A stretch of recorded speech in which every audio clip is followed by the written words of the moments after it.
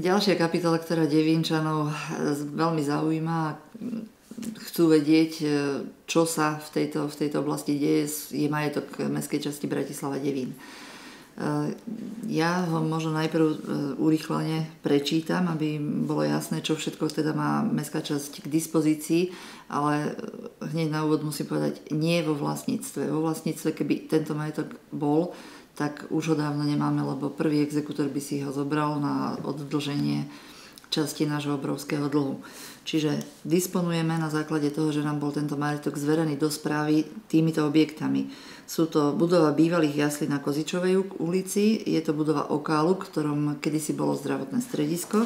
Ďalej máme tzv. Zelený dom, tam kedysi sídlil spolok priateľov Staroslávneho Devína.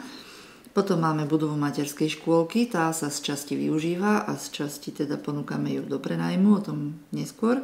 Budova školy, ktorá je dlhodobo prenajatá. Budova požiarnej zbrojnice, tu ideme opravovať, a kolkáreň. To je kapitola sama o sebe. Takže poďme postupne k jednotlivým objektom. Bývalé jasle na Kozičovej sa nám po viacerých pokusoch podarilo prenajať firme Dovina, ktorá vyrába hudobné nástroje, a teším sa, že bude táto budova prenajatá, opravená a bude využívaná na rozumnú činnosť, ktorá dúfam nebude rušiť susedov a možno, že aj Devínčania so záujmom o hudbu budú mať takúto firmu v blízkosti. Okál nám bol zverený za účelom využívania v prospech zdravotných služieb. Tento objekt sa rozpadáva a hľadáme jeho možné využitie. Dnes je žiaľ v takom technickom stave, že ani len pomaly na skladové priestory ho nie je možné využiť. A takisto zvažujeme jeden zámer, o ktorom tiež by som chcela hovoriť neskôr. Zelený dom, to je tá budova, kde sídlil spolok priateľov Staroslávneho Devína. Ten je voľný, je tam dosť narušená statika, vyžaduje si vážne opravy, ponúkame ho vo verejnej obchodnej súťaži do prenajmu, zatiaľ sa nám ho nepodarilo prenajať. Budova materskej škôlky. Materská škôlka má dve krídla. V tom jednom krídle sú dve bytové jednotky a materská škôlka, krásna, zrenovovaná, a sústavne teda deti tam chodia veľmi radi, sú to pekné priestory. Druhé krídlo materskej škôlky sme museli čiastočne opraviť, doslova sa tam sanovala padajúca stena. Ešte budeme asi musieť kúsok ďalšej tejto steny riešiť, nakoľko máme statický posudok, že je to poškodené. Vznikli tam priestory, ktoré by sa dali využiť, a tieto takisto ponúkame vo verejnej obchodnej súťaži do prenájom.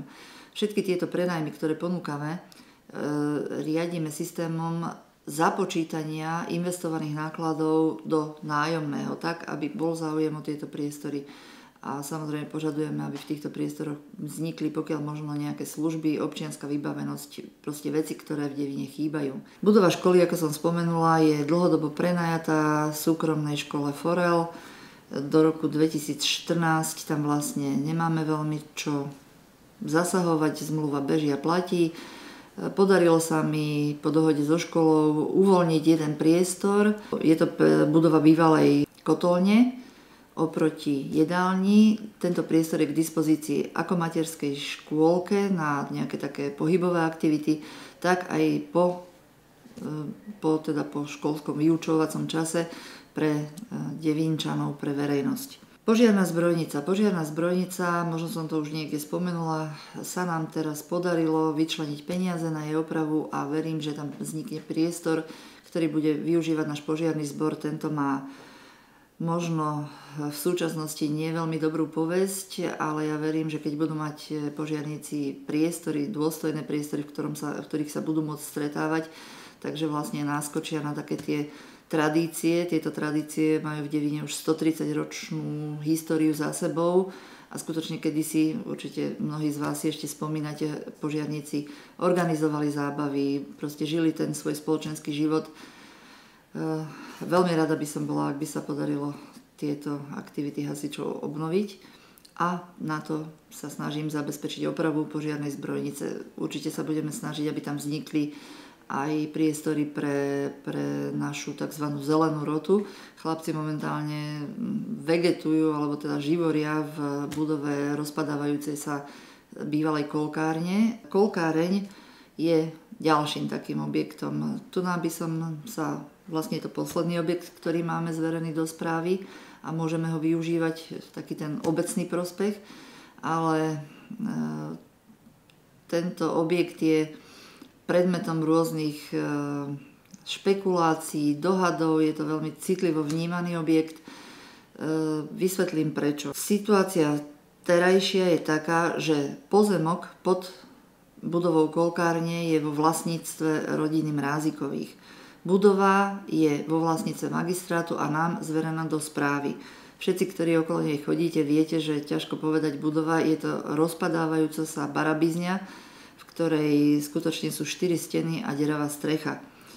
V týchto priestoroch máme uskladnenú sol vždy na zimnú údržbu, nejaké tie náradia tej našej zelenej roty a skladujeme tam radlicu a multikáru. Napriek tomu, že vlastne obec využíva tento pozemok rodiny Mrázikových, Mrázikovcom určite neplatíme, aspoň nie za obdobie, ktorom som tu ja, sme im neplatili 1 jedinú korunu nájmu.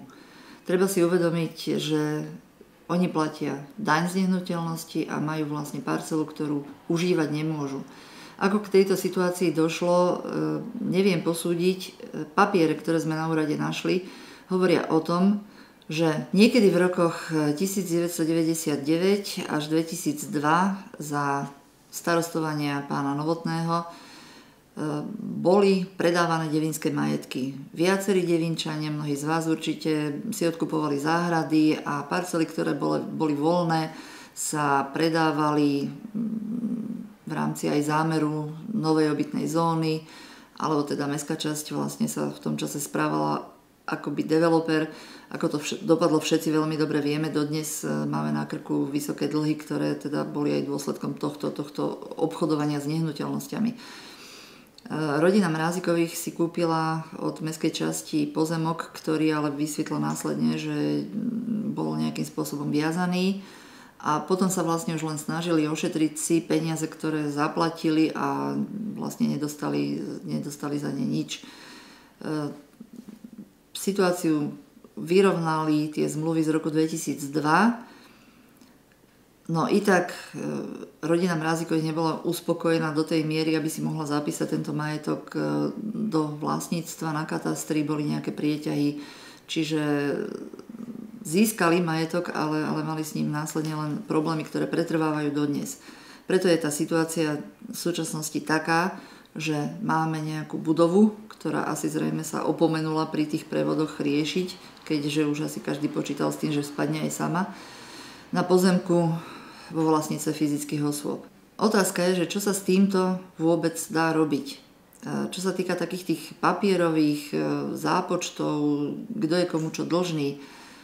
Po mojom nástupe som zistila, že ani pán starosta Novotný, ani pán starosta Pacel napriek viacerým žiadostiam Mrázikovcov neriešili túto situáciu. Prečo to tak bolo, to skutočne neviem posúdiť. Či niekto niečo očakával, alebo to bolo ešte predmetom nejakých ďalších špekulácií, ťažko hovoriť. Ale neriešilo sa to, viaceré listy adresovali Mrázikovci vtedajšiemu zastupiteľstvu, miestnemu úradu. Keď som nastúpila do funkcie, táto vec nebola dotiahnutá. Samozrejme som to posunula na riešenie našej právničke, aj pri spolupráci s núteným správcom doktorom Tuhovčákom. Obaja sa vyjadrili vlastne, že tieto veci už sú premlčané a návrh Mrázikových započítať si vzájomné záväzky a pohľadávky bol akceptovaný obidvoma stranami, čiže bolo to pod dozorom ministerstva financií a vyriešili sme takýmto spôsobom jednu, by som povedala, aj položku nášho na jednej strane dlhu a na druhej strane pohľadávky. Tú situáciu momentálne, že čo ďalej s kolkárňou, skúsme si to rozobrať. Sú vlastne 3 možnosti. Má mestská časť Devín investovať do opravy tejto rárohy za účelom opravy havarijného stavu, lebo skutočne sa tá budova rozpadáva, zateka do nej a chátra. Má do tejto starej barabizne investovať peniaze, ktoré by bolo možné použiť niekde rozumnejšie. Môj osobný názor je, že nie. Druhá možnosť je odpredať túto budovu. O to sme sa snažili nie raz. Rodina Mrazikovcov aktívne spolupracuje v tejto veci a boli predkladané rôzne viaceré projekty riešenia, možno nielen tejto kolkárne bývalej, ale celého územia pod miestnym úradom. Je to také Elko, kolkáreň, požiarna zbrojnica, Okal. Všetky tieto projekty narazili na akýsi taký pre mňa nepochopiteľný odpor verejnosti. Prečo nepochopiteľný? Každý jeden a pri každom jednom tom variante ja som trvala na tom, aby obec to, čo potrebovala, získala. Požadovala som priestory, náhradné priestory pre multikáru a pre soľ, tak aby sme mali zabezpečenú zimnú údržbu. Požadovala som, aby vznikli upravené priestory, aby to bolo riešené čisto na základe súdno-znaleckých odhadov a tak, aby teda ten priestor v centre obce bol dôstojný Devína. V súvislosti s celým tým priebehom, celým tým procesom je potrebné povedať, že dokonca v jednej etape uvažovania nad tým, čo s týmto priestranstvom, sme dokonca oslovili obchodný reťazec Tesco s ponukou, že namiesto dnešnej kolkárne by mohla vyrásť objekt, kde by v prízemí boli priestory, v ktorých by Tesco mohlo prevádzkovať svoj systém takých mini obchodov, tzv. Tesco Express.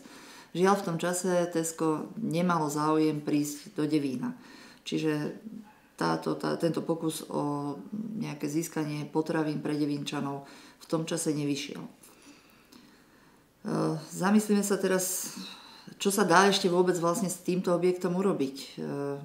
Nepredáme ho, ostane nám tu chátrajúca budova, opravíme ju, budeme mať budovu na cudzom pozemku, počkáme, kým spadne, len aby sme to nepredali, neviem. Bol tam súdno-znalecký odhad na 23 000 eur za tento objekt. Ako vyzerá, viete?